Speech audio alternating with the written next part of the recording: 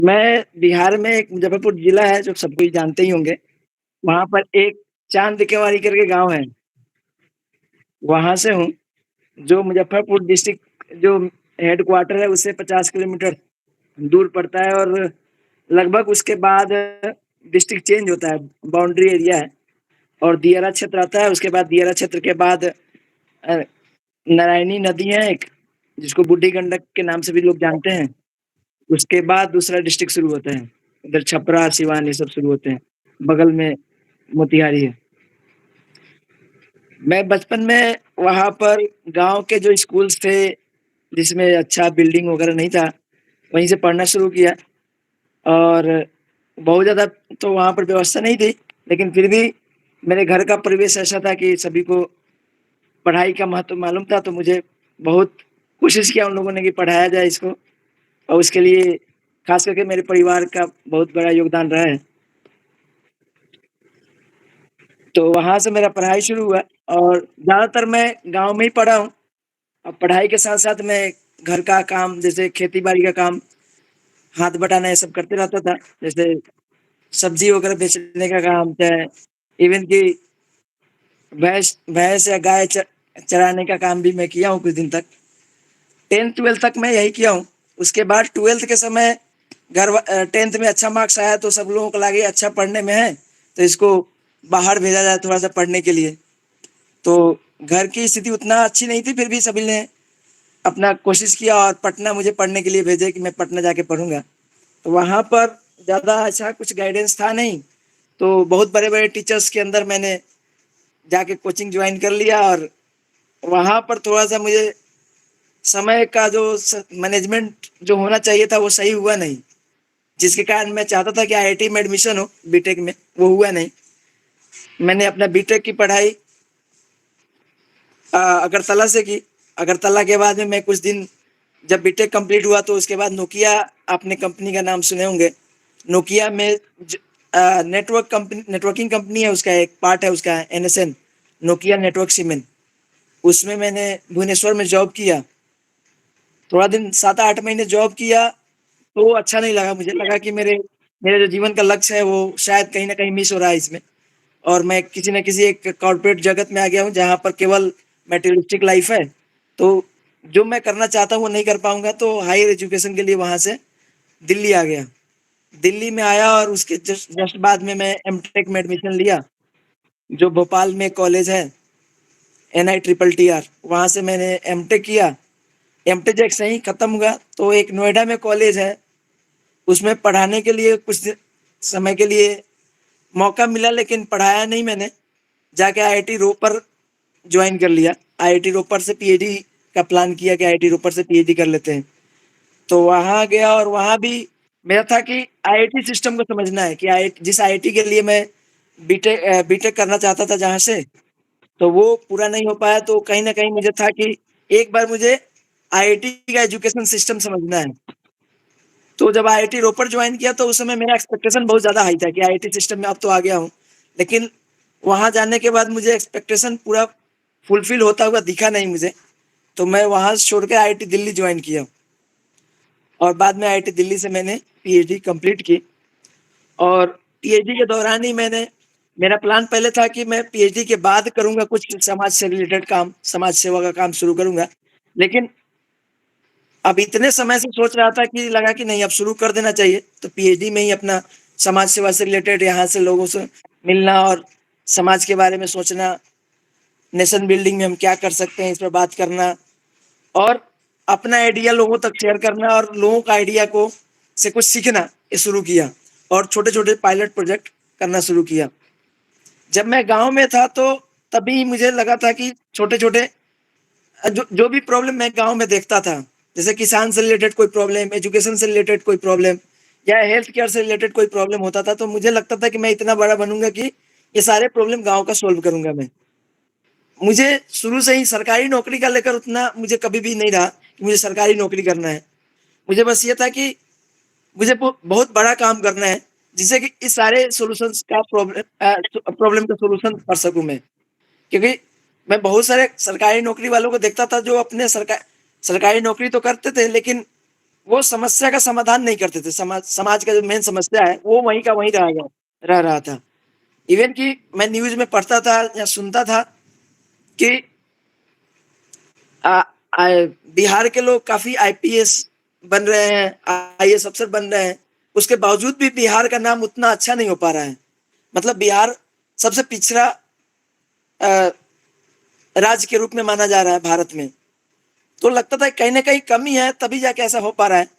Otherwise अगर सरकारी नौकरी वाले अगर अच्छा कर पाते, तो शायद बिहार का नाम सबसे ऊपर होता, क्योंकि आईएएस, आईपीएस तो बिहार से बहुत ज़्यादा होते हैं।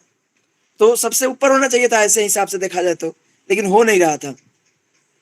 तो अभी जो हम हम लोगों का जो मोटिव है काम करने का समाज में, वही है कि एक नया एंगल पर भी सोचा जाए कि समाज में कैसे सरकारी नौकरी तो ठीक बात है, अपने जीवन यापन के लिए करें, लेकिन उसके साथ-साथ समाज के लिए अच्छा क्या हो सकता है, उस पर भी बात करें और समाज को आगे लेकर चलना है, उसके लिए क्या-क्या प्रयास कर सकते हैं, उस पर बात करें। और शुरू से ही मैं इस तरह से सोचता ही था, बचपन से ही सोच रहा था। कई बार तो मेरे दोस्त जो स्कूल्स में होते थे, मेरे साथ बात करते थे, वो कहते थे कि, "क्या बूढ़े की तरह सोच रहे हो? अभी तुम्हारे बस का नहीं है सब। जब सरकार नहीं कर पा रही है, तो तुम क्या कर पाओगे?" लेकिन फिर भी मैं सोचता था और अभी मैं कोशिश कर रहा हूँ, बाकी सभी लोगों के साथ मिलके कि मुकुंद जी जैसे लोगों के साथ मिलके कि हाँ, कुछ अच्छा कर सकते हैं, तो करना चाहिए। जी।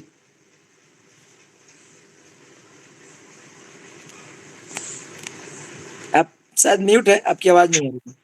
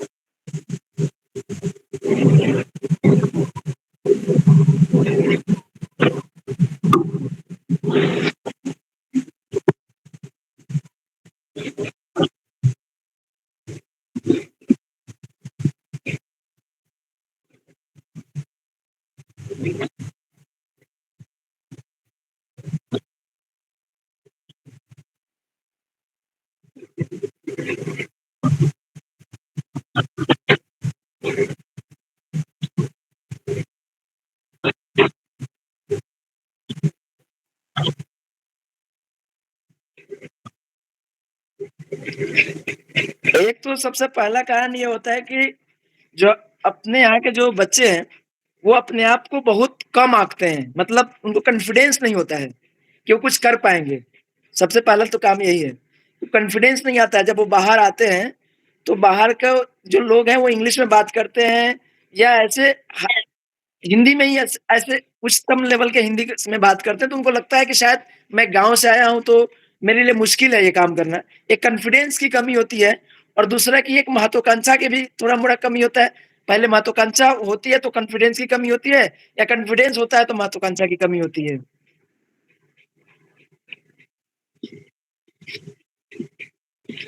अब जैसे मैं अपना अनुभव बताता हूँ, जब मैं बीटेक में एडमिशन लिया था, तो मैं प्योर क्योंकि अप टू 10th क्लास तक मैं कोई ट्यूशन नहीं पढ़ा हूँ। मतलब सरकारी स्कूल में पढ़ने के बावजूद भी मैं ट्यूशन नहीं पढ़ता था। मेरे पिताश्री गाँव में ही रहते थे, तो उनसे मैं जो दिक्कत होता था, मैं पूछ लेता था। लेकिन टेक्स्ट बुक को पढ़कर उनमें जो चीज़ें लिखी हैं, उसको समझने की कोशिश करता था। उससे जो मुझे सेल्फ कॉन्फिडेंस मिलता था, मैं कहीं भी जाता था, मुझे लगता था कि शायद मैं कर पाऊँगा इसको। क्योंकि जब मैं बुक से कुछ पढ़ के समझ पा रहा हूँ, क्वेश्चन सॉल्व कर पा रहा हूँ और जब दूसरे से बात करता था वो नहीं कर पाते, वो सेम काम वो लोग नहीं कर पाते थे, किसी को समझाना पड़ता था, तो लगता था कि मैं कर पाऊँगा और जब बीटेक में एडमिशन लिया तो मैं प्योर हिंदी मीडियम का था। हिंदी मीडियम भी नहीं बोल सकते हैं, भोजपुरी मीडियम बोल सकते हैं आप मुझे, कि मेरे यहाँ हिंदी भी सही से नहीं बोलता था मैं उस समय, जब मैं बीटेक करने गया था तो। तो वहाँ पूरा-पूरा जो स्पीच हुआ फर्स्ट दिन जो ओरिएंटेशन हुआ बच्चों का, डायरेक्टर जब स्पीच दिया वहाँ का, तो मुझे लगा कि मैं तो पढ़ ही नहीं पाऊँगा क्योंकि पूरा-पूरा इंग्लिश था। मुझे एक वर्ड भी समझ में नहीं आया उसमें से। मैं उसी दिन सोचने लगा था कि शायद यहाँ कुछ नहीं कर पाऊँगा और मुझे 6 महीने के बाद तो जाना ही है यहाँ से, क्योंकि मैं फेल कर जाऊँगा, किसी भी सब्जेक्ट में पढ़ूँगा नहीं और समझूँगा नहीं तो फेल कर जाऊँगा और यहाँ से चला जाऊँगा। लेकिन जब मैं क्लास में गया, क्लास अटेंड करना शुरू किया, तो क्लास में जो चीज़ें होती थी, पढ़ाए जाते थे, वो इंग्लिश मीडियम में थे। लेकिन जो चीज़ मैं पढ़ हिंदी में पढ़ा था, वही चीज़ें थी। मैथमेटिक्स समझना आसान था मेरे लिए, तो मैं वहाँ समझना शुरू किया और फर्स्ट सेमेस्टर में मैं बहुत सारे सब्जेक्ट में टॉप में रहता था। जैसे खास करके मैं फिज़िक्स में, मैथमेटिक्स में, केमिस्ट्री में, बा इन 3 सब्जेक्ट में मैं टॉप में था एकदम। तब मुझे वहाँ से कॉन्फिडेंस बिल्ड हुआ और जो अच्छे-अच्छे कॉलेज स्कूल से पढ़े थे, इंग्लिश मीडियम में पढ़े थे, आईसीआईसी बोर्ड से पढ़े थे, सीबीएसई बोर्ड से पढ़े थे और अच्छे-अच्छे जगह से वो मुझसे पढ़ने आते थे, उस समय पूछने आते थे मेरे से। तो वहाँ से मेरा कॉन्फिडेंस बिल्ड शुरू हुआ। तो शायद कहीं न कहीं कॉन्फिडेंस की कमी होती है लोगों में और वो शायद सेल्फ कॉन्फिडेंस तभी आएगा जब हम मेहनत करेंगे चीज़ों पर और शॉर्टकट नहीं ढूँढेंगे कि कोई मुझे बता दे, क्योंकि हम लोग शॉर्टकट में पड़ जाते हैं तभी जाके दिक्कत होता है।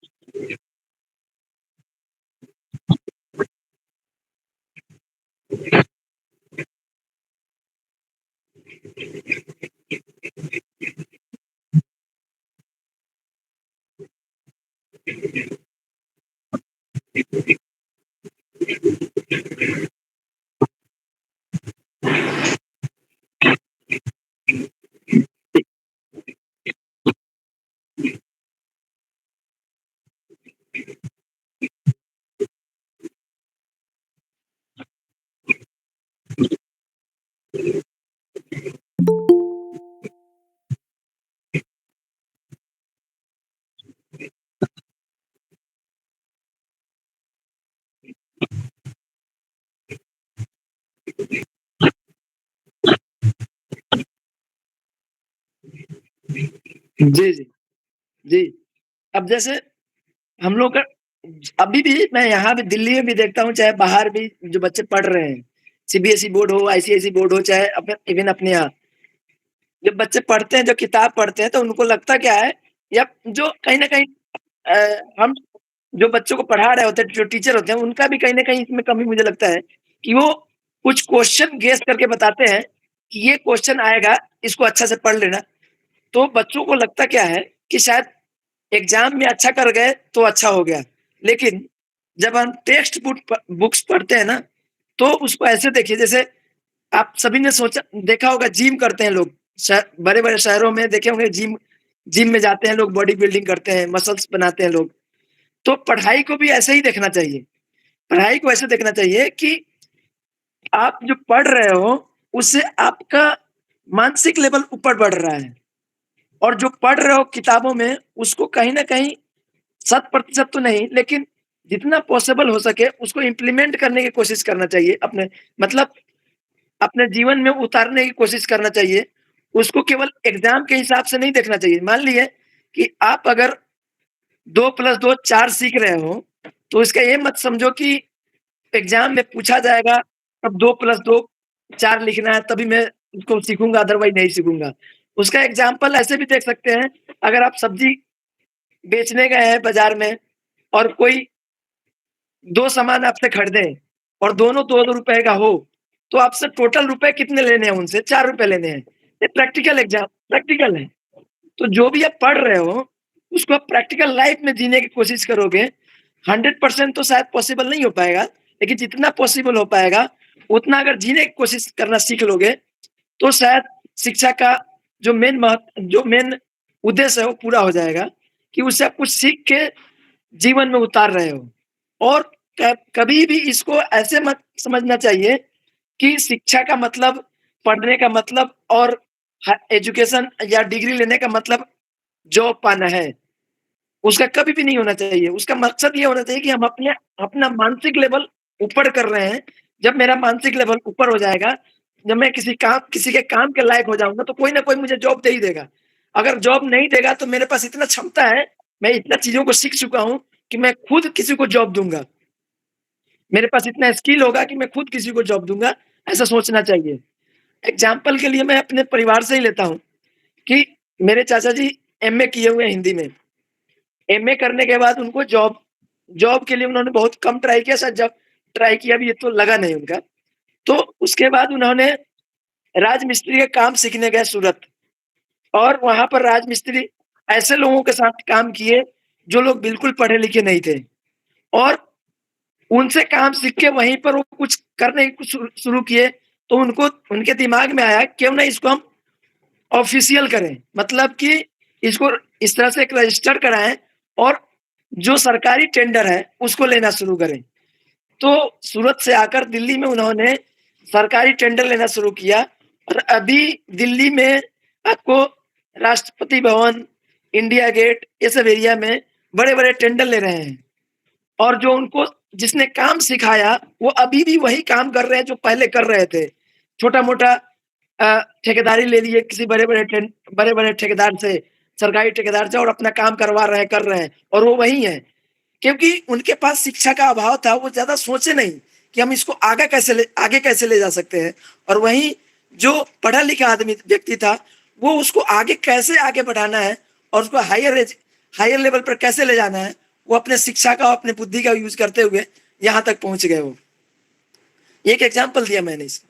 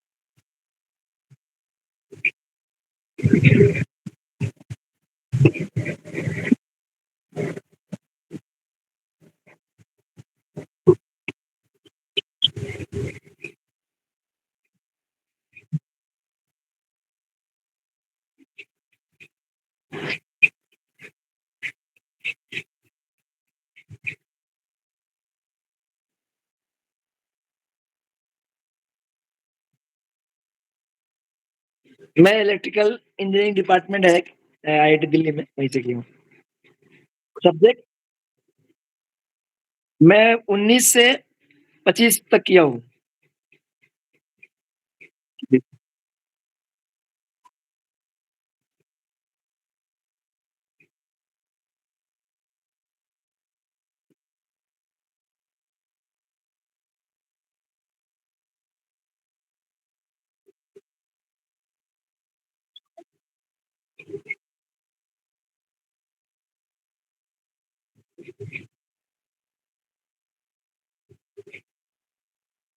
समाधान के नाम से हम लोग वहाँ पर चला रहे हैं, समाधान गुरुकुल।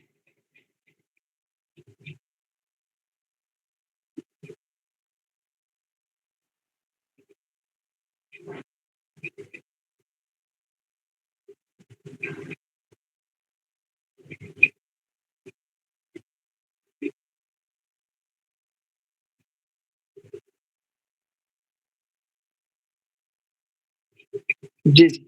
अभी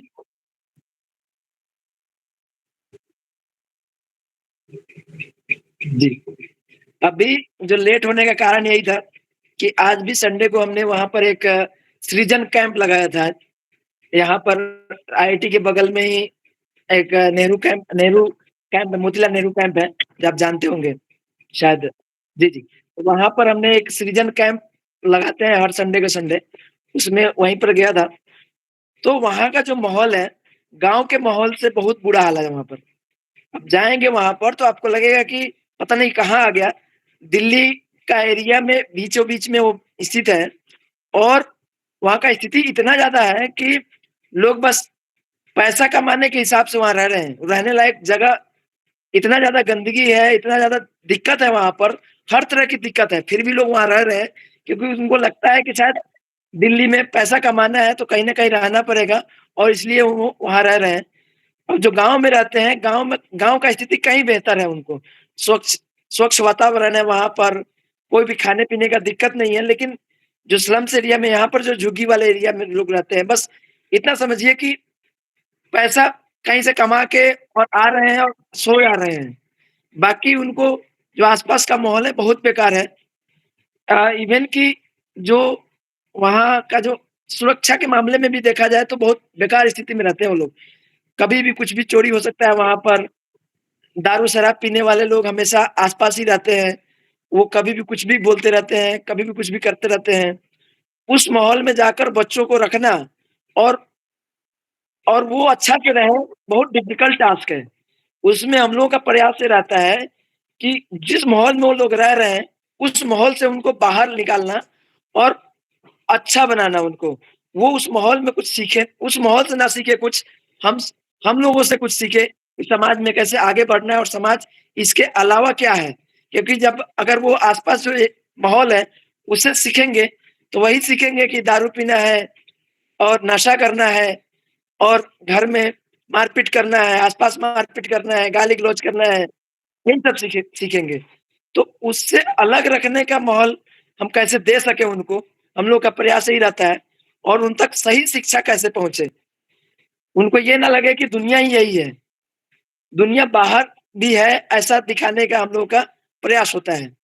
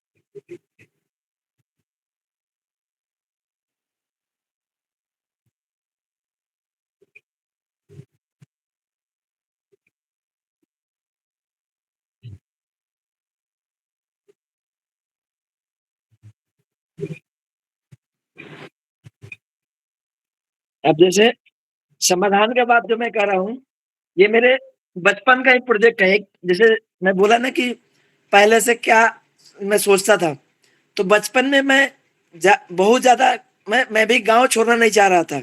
मैं जब मुज़फ्फरपुर या पटना आता था, तो लगातार 2 दिन पहले से रोना शुरू कर देता था मैं।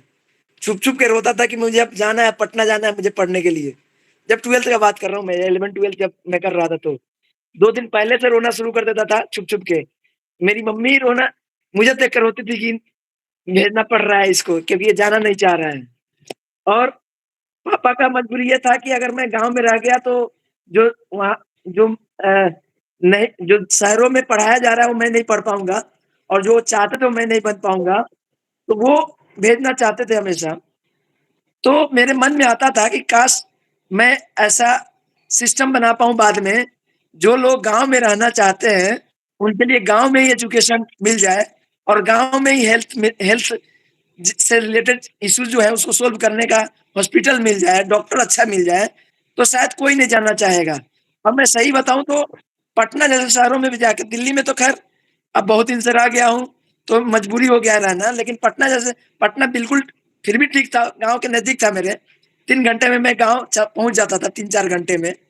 दिल्ली से तो मुझे 24 घंटे लगते हैं जाने में, घर तक पहुँचते-पहुँचते। तो डर भी लगता है कि 24 घंटे कौन देने जाएगा। लेकिन वहाँ से 3 घंटे की दूरी होने के बावजूद भी मैं जाने के 7 दिन तक रोता था बैठ के, कि गाँव में होता है, इस समय ये कर रहा होता है, ऐसे खेल रहा होता है, ऐसे जा रहा होता है, इतना स्वच्छ हवा होती। तो उस समय मेरे मन में होता था कि कुछ ऐसा सिस्टम बनाऊँगा और उसी का देन है कि मैं समाधान नाम रखा उसका। इस समस्या का समाधान करेंगे हम लोग, जो कि हेल्थ केयर सेक्टर में होगा या एजुकेशन के सेक्टर में होगा या स्किल डेवलपमेंट के सेक्टर में होगा। क्योंकि मेरा जो अनुभव है, मैं देखता हूँ पटना में जब था, तो लोग गाँव से आते हैं, शुरू में बहुत पढ़ाई पर बहुत कम ध्यान देते हैं, 10th तक बहुत कम ध्यान देते हैं, मजबूरी कुछ भी हो सकती है कि अच्छा गाइडेंस नहीं मिला, क्या पढ़ना है ये पता नहीं है, उनको लगता है कि बाद में जाके पढ़ लेंगे, ऐसा लगता है। तो ग्रेजुएशन करने आते हैं और ग्रेजुएशन करने के साथ-साथ वो जॉइन कर लेते हैं कोई एसएससी का क्लास, सीजीएल का क्लास, बैंकिंग के क्लासेस जॉइन कर लेते हैं जॉब के लिए और 5-5 साल, 7-7 साल रूम में बैठ के पढ़ते हैं और पढ़ने के बाद इतना तो पॉसिबल ही नहीं है, कितना ही पढ़ लीजिए, तो सभी 100% लोगों को जॉब मिले, क्योंकि जॉब की संख्या बहुत कम है, लिमिटेड है। तो टॉप में जो लोग होते हैं उन्हीं को जॉब मिलेंगे, बाकी लोगों को जॉब नहीं मिलने। तो अगर इमेजिन मैं सामने देखता था लोगों को कि जो 5 साल रूम में बैठ के पढ़े हैं, 7 साल रूम में बैठ के पढ़े हैं, अब उनको फिजिकल लेबर करने की क्षमता कम हो गई, अब कर ही नहीं सकते हैं वो। अब वो लौट के गाँव जा रहे हैं और गाँव जाते हैं तो उसको देखते हुए बाकी लोग निराश होते हैं कि फलाने के बेटा ने पढ़ा तो जाके अपना ज़मीन ज़मीन गिरवी रख के पढ़ा, क्योंकि सबका हालत यही है गाँव में, ज़मीन गिरवी रख के पढ़ा और बेच के पढ़ा, उसके बावजूद भी जॉब नहीं लगा और फिर से वो गाँव आ गया है और फिर से अब वो जाएगा कहीं कमाने, गुजरात लोहा फैक्ट्री में कमाने जाएगा, चाहे कहीं राजमिस्त्री के काम करेगा, ईंट ढोएगा, बालू ढोएगा, गिट्टी ढोएगा जाके। तो लोग इससे अपने आप को मतलब डिमोटिवेटेड समझते हैं पढ़ने से। तो मेरा मतलब ये है कि जो हम अनस्किल्ड लेबर जो भेज रहे हैं बाहर, वो आके इसी झुग्गियों में रह रहे हैं क्योंकि उनके पास स्किल तो है नहीं कि किसी बड़े-बड़े कंपनी में अच्छे पोज़ीशन पर जाएँ। तो मजबूरन इस झुग्गी में आके रहना पड़ रहा है और जब वो रहते हैं, तो बाद में उनको लगता है कि मेरा बेटा उसी गाँव में है, जहाँ पर मैं पढ़ा हूँ और कुछ नहीं बन पाया, तो इस झुग्गी में रह रहा हूँ, तो मैं उसी को बुला लाता हूँ और यहाँ पर आके शहरों में कुछ पढ़ाऊँगा, तो शायद बड़ा बन पाए। तो शायद उसी उम्मीद से वो लाते हैं उस झुग्गी में और इसीलिए वो वहाँ पड़े हुए होते हैं और बहुत सारे ऐसे लोग मुझे मिले जो जो पढ़ना बहुत अच्छा चाहते हैं और पढ़ते भी अच्छा है, मेहनत भी अच्छा करते हैं वो झुग्गी वाले एरिया में। इवन कि जो बाहर जो रह रहे हैं बच्चे सीबीएसई बोर्ड में अच्छे स्कूल्स में पढ़ रहे हैं, उनसे भी ज़्यादा बेटर कर रहे हैं वहाँ पर बच्चे। क्योंकि वो जुनून है उनमें सीखने का और कहीं न कहीं वो अपने पेरेंट्स देख रहे हैं कि पेरेंट्स मेरा क्यों लाया है यहाँ पर और किस हालत में रह रहे हैं यहाँ पर। और अभी तो व्यवस्था बहुत सुधर गया है। आप डिजिटल इंडिया आ गया है। बहुत सारे लोग गाँव में भी पढ़ाना शुरू कर दिए हैं। नहीं कुछ है तो कम से कम अ, ऑनलाइन क्लासेस लोग ले ले पा रहे हैं। और सबसे बड़ा मुझे लगता है कि जो बुक आप पढ़ रहे हो, एनसीईआरटी का बुक हो, चाहे बिहार बोर्ड का बुक हो, उसको लिखने वाले लोग एक बुक को लिखने में कम से कम बहुत बड़े-बड़े टीम लगते हैं और इतने बड़े-बड़े लिटरेट लोग लगते हैं कि ऐसा लिखते हैं कि आप समझ पाओगे अगर मेहनत करोगे तो। शायद पहले सबसे पहला तो वहीं से शुरू करना चाहिए, खुद से बुक पढ़ें और पढ़ के समझने की कोशिश करें और उसके बाद किसी क्लास को अटेंड करें, जो भी आप ऑनलाइन या ऑफलाइन क्लासेस वहाँ कर रहे हो। तो ज़्यादा समझ में आएगा और आपको सेल्फ कॉन्फिडेंस भी आएगा। आप क्वेश्चन का जवाब भी दे पाओगे क्लासेस में।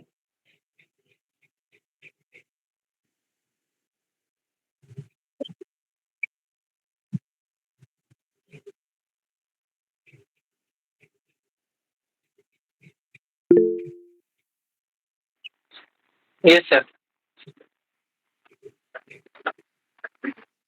यस सर, मुझे कुछ पूछना ही था। तो सर आप स्टार्टिंग में मतलब चंद्रभूषण सर आप स्टार्टिंग में बता रहे थे कि आप बीटेक करना चाहते थे और आप आईआईटी जाना चाहते थे, लेकिन आप नहीं जा पाए। आप अगरतला से बीटेक किए, फिर एमटेक भी भोपाल से हुआ आपका, पीएचडी के लिए आप आईआईटी लिए। तो एक तरह से देखा जाए तो आपका सपना था आईआईटी जाना मतलब स्टार्टिंग में। और अभी के समय जिस एज में मैक्सिमम यहाँ पे जो उपस्थित है, हम लोग बिलोंग करते हैं जिस एज से, तो हम लोग भी कुछ ना कुछ बनना चाहते हैं या फिर कोई चीज का सपना देख रहे हैं कि फ्यूचर में 2 साल 4 साल बाद ऐसा होगा, ऐसा ये चीज अचीव करना है हमको। तो सर बस आपका सपना टूटा भी था, क्योंकि अगर आपका पसंद का कॉलेज नहीं मिला तो सपना टूटना ही हुआ। तो उस समय आप खुद को कैसे संभाले कि ठीक है हमको नहीं मिला, हम आगे पढ़ेंगे, मतलब ये ठाउट कैसे खुद में लाए? मान लीजिए कोई विद्यार्थी बहुत मेहनत कर रहा है नीट या आईआईटी के लिए, अपना पसंदीदा कॉलेज के लिए, और मान लीजिए उसका दूसरा कॉलेज तो छोड़िए, अगर उसका लिस्ट में ही नाम नहीं आया किसी कॉलेज का, गवर्नमेंट कॉलेज का, तो वो क्या करे इस स्थिति में?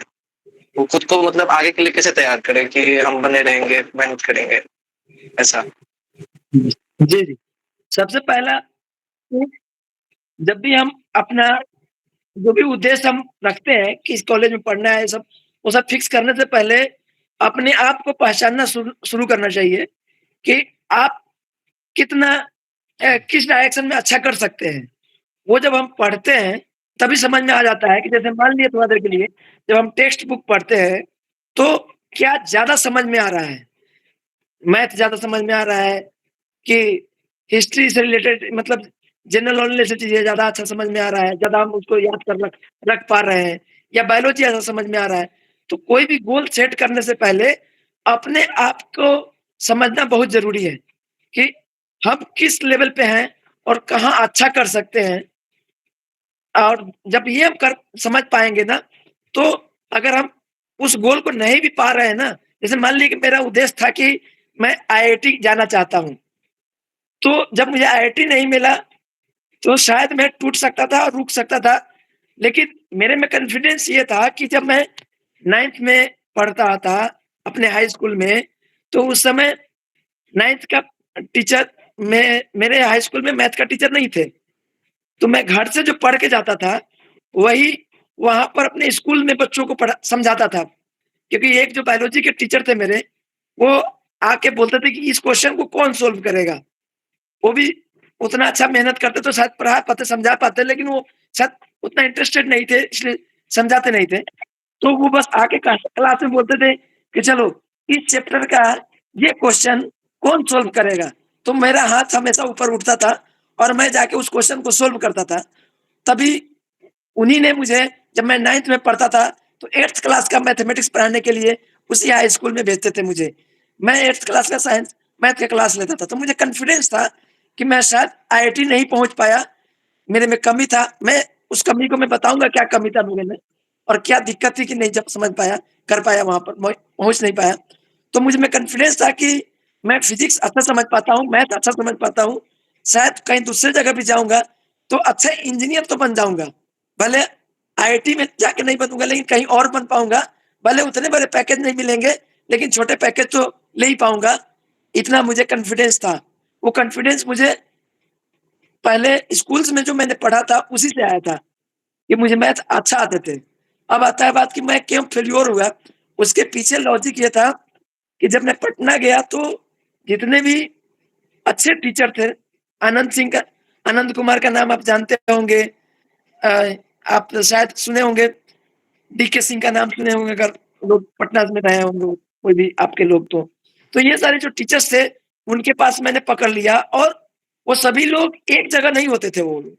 पटना के बहुत दूर-दूर में फैले हुए थे और मैं क्या करता था, सवेरे खाना बनाता था खुद से क्योंकि पैसे की तो कमी थी, तो खाना बना के, खा के और जाता था और एक जगह ट्यूशन किया, फिर वहाँ से साइकिल उठाया, साइकिल से ही जाता था और दूसरी जगह गया और एक जगह से दूसरी जगह जाने में मुझे कम से कम आधे घंटे लगते थे, आधे घंटे 45 मिनट लगते थे और वहाँ गया और एक तो भोजपुरी मीडियम मीडियम का पढ़ा हुआ और वहाँ जाके जब व्हाइट बोर्ड पर जो लोग लिखते थे, इंग्लिश मीडियम में लिखते थे, तो मैं वहाँ से लिखता तो था अपने कॉपी पर, लेकिन बहुत सारी गलतियाँ होती थी।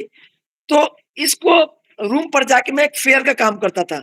तो दिन भर साइकिल चला के ट्यूशन करना, उसके बाद जाके फिर खाना खाना बना के और फिर से जो ट्यूशन क्लासेस की हैं, मैंने कोचिंग क्लासेस की हैं, उसको फेयर में नोट डाउन करना, अच्छा से लिखना सजा के, यही करते रह गया और कुछ खुद का प्रैक्टिस नहीं कर पाया कभी।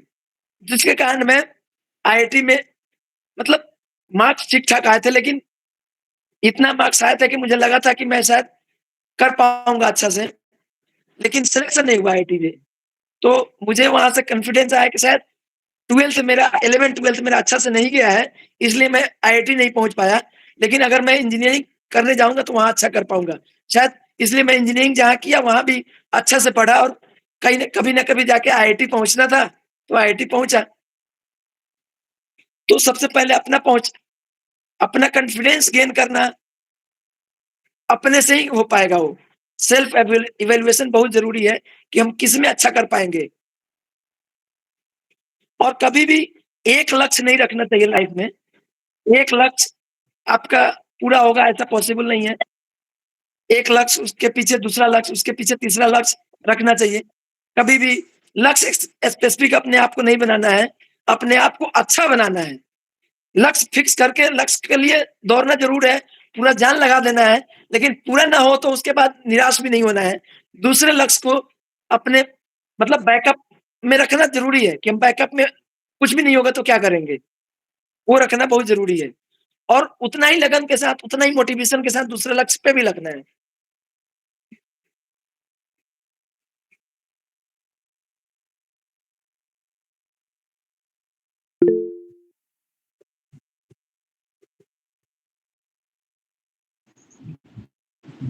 हाँ, तो नमस्ते भैया। तो मेरा प्रश्न अभी ये है ना कि जैसे कि हम लोग ये सोचते हैं ना कि पढ़ाई करने के बाद क्या करना है, ठीक है?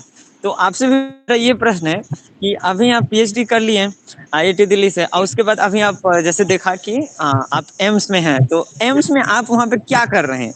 मतलब ये प्रश्न होता है ना कि हाँ, तो हम लोग जैसे पढ़ाई करेंगे तो उसके बाद क्या बहुत बड़े-बड़े सपने होते हैं, ऐसा करेंगे, कुछ मतलब नया बनाएँगे या फिर कुछ करेंगे। तो अभी आप क्या कर रहे हैं? यहाँ पे बहुत सारे जैसे हमारे फ्रेंड्स होंगे, वो सुन रहे हैं, तो आप उनसे बताएँ।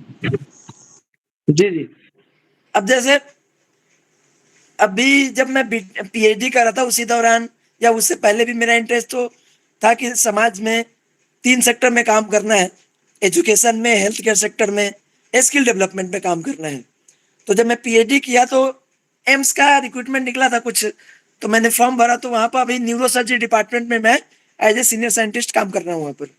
तो उसमें मेरा काम क्या होता है, मैं तो टेक्निकल पर्सन हूँ, मेडिकल नहीं हूँ, लेकिन मैं जब पीएचडी कर रहा था, मेरा टॉपिक था एआई से रिलेटेड। एआई मतलब आर्टिफिशियल इंटेलिजेंस से मेरा रिलेटेड काम था।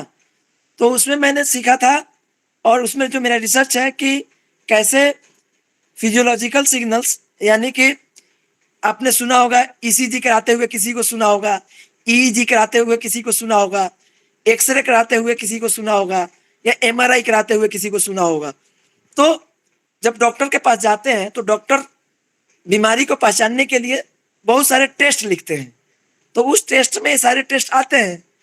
तो हमारा काम क्या होता है कि उस इमेजेस को लेके उसी मतलब जो भी एक्सरे रिपोर्ट आता है या जो भी ईसीजी से सिग्नल्स आते हैं, उसको एनालिसिस करके एक ऐसा सिस्टम बनाना, एक ऐसा एआई सिस्टम बनाना, मतलब एआई से रिलेटेड ऐसा सिस्टम बनाना जो डॉक्टर को सजेस्ट कर सके एक्यूरेटली कि हाँ इसमें ये सॉल्यूशन हो सकते हैं, और ये जो पेशेंट है ये पेशेंट बीमारी इस पेशेंट को ये बीमारी है या नहीं है।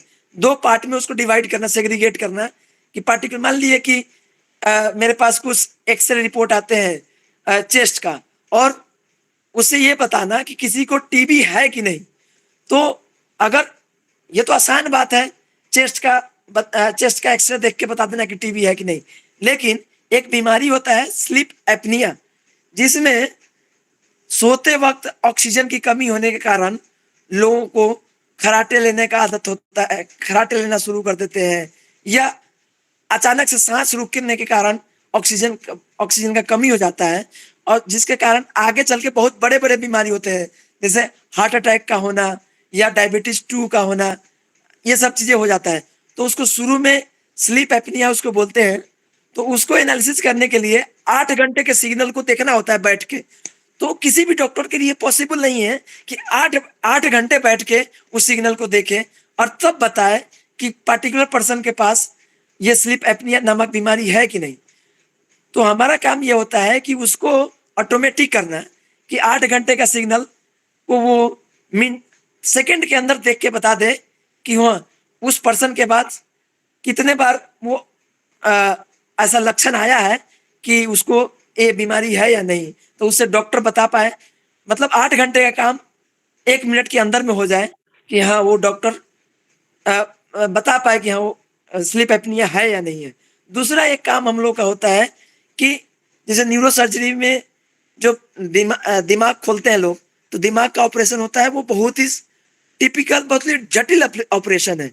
तो उसमें डॉक्टर का भी असेसमेंट करना है कि डॉक्टर जो जिसको हम भेज रहे हैं ओटी में, ऑपरेशन थिएटर में, वो सही रूप से जा रहा है कि नहीं, संतुलित है कि नहीं, और वो जो काम कर रहा है कितना अच्छा से कर रहा है, उसके हाथ के सिग्नल से पता करना कि कितना वो अच्छा डॉक्टर है, और तब उसको नेक्स्ट बार में कैसे भेजना है कि नहीं भेजना है, और उसको प्रमोट करना है कि नहीं करना है, उस पर एक ऐसा एआई सिस्टम डेवलप करना हम लोगों का काम होता है। शायद इसमें कुछ समझ में नहीं आया होगा, बहुत सारे मैंने इंजीनियरिंग के टॉपिक टर्म्स यूज कर लिए हैं। नहीं समझ आया सबको।